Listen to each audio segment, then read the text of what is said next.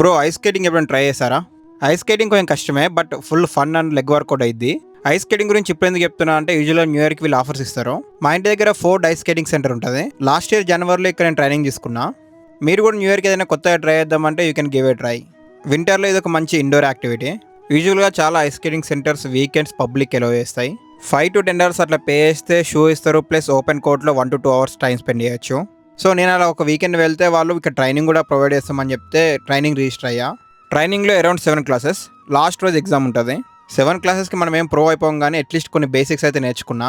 And after every class 1 to 2 hours మనం అక్కడే practice కూడా చేసుకోవచ్చు. ఈ లెసన్స్ ఈ ఏజ్ గ్రూప్కి డివైడ్ అయి ఉంటాయి. అడల్ట్స్కి సపరేట్, కిడ్స్కి సపరేట్గా. నాకు అరౌండ్ $150 ఛార్జ్ చేశారు.